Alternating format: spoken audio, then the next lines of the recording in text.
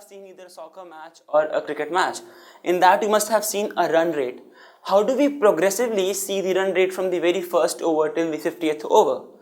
That is represented in terms of graph.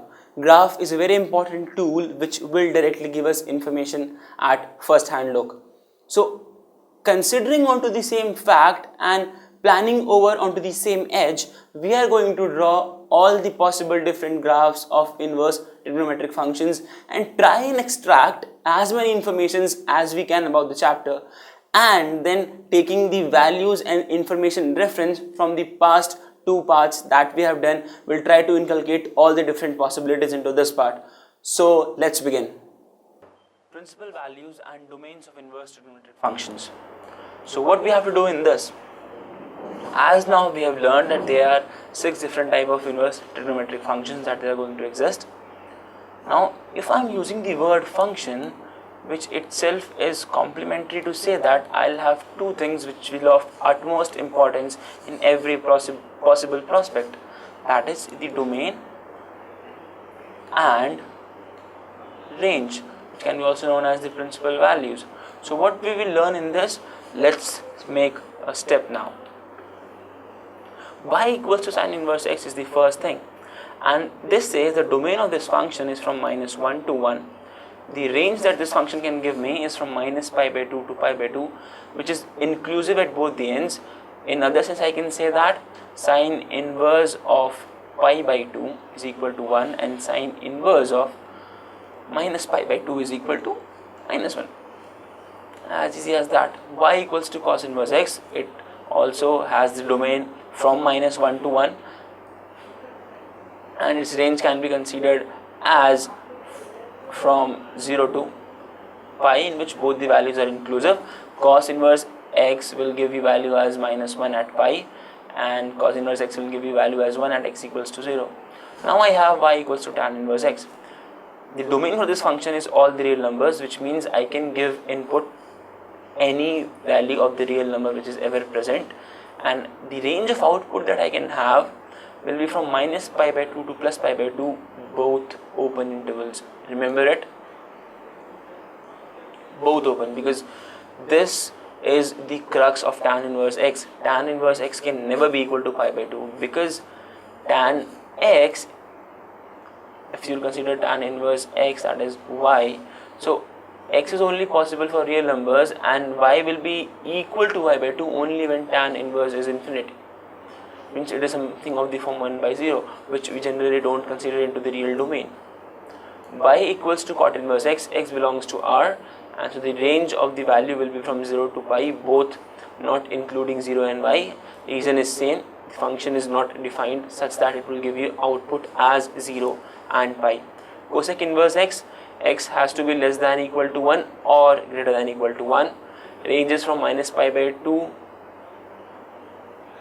to π/2, and y equals to sec inverse x, x is less than -1 or x greater than 1, and range is whatever it is shown over here.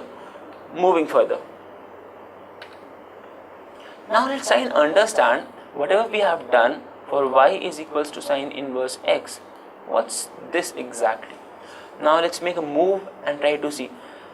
If sine inverse x is an angle, so from this I can very well say that sine y must be equal to x. That's the point. So I'll have to consider a triangle where if the angle is y, so the ratio must be x by 1, and that is, this must be 1 minus x square. Now what I'm doing with this as a function, if I have to reach up to this point, I'm just finding out the inverse. And what can I say, that sine y equals to x is the inverse of this. So whenever I'm doing inverse and I'm calling it as a function, so I must be sure that it is a function, which means it must follow two properties, that every element of domain must have an image, and every element of domain must have a unique image. These two conditions, if it is fulfilling, then I can say that I have found out my inverse function. But now I'm finding an issue over here with sin x. Suppose I'm drawing sin x over here. Now let's see what and how sin x is going to behave. This is the function of sin x. What I can say of this value is pi, this value is minus pi, this value is 2 pi, this value is minus 2 pi. Now in order to define a function, what I'll have to do, I'll have to see whether it is giving me the exact opportunity or the exact values for being a function or not. Every element of domain must have an image. So see, I can say that every value of x, if I'm drawing a line parallel to the y-axis, will tell me that every value of x is having image this. But if I'll draw a line parallel to the x-axis, what will I get? I will see that same value of y is given by various x's, various values of x. Now this is a problem. Suppose this value is half and this curve is sin x. So if I want my value to be half sin x is half. So what can be the possible values for x? From the figure I can very well say that this can also be the value, this can also be the value, this can also be the value, this can also be the value, this can also be the value. There will be numerous values. I won't be having a unique value. So now I'm having a problem, right? And the problem to this solution can be found out if I try to restrict the region into which I am considering my whole function to a specific number. Suppose I have considered this region, minus pi by 2 to pi by 2. I see that sin is taking all its value in due course and none of the values are repeating itself. So when I see that, I can be pretty sure that if I am going to write sin x equals to half, I will be only considered with this value. So I will be having a unique value, hence the disturbance and the discussion regarding which we were trying to find out whether it's function or not has been totally discarded. It's not pervasive that I'll always use minus pi by 2 to pi by 2 as the only thing which can satisfy this. I can go for a range of pi somewhere over here. But this is what has been used as convention for quite an old. So I'm going to use this part because most of the books and early scientists are also following this part. So this is how we try and understand and do all those things for every possible trigonometric ratios and try to convert its inverse and its function. Now there are certain notes which are important, we shall look into mind. First quadrant is common to all inverse functions.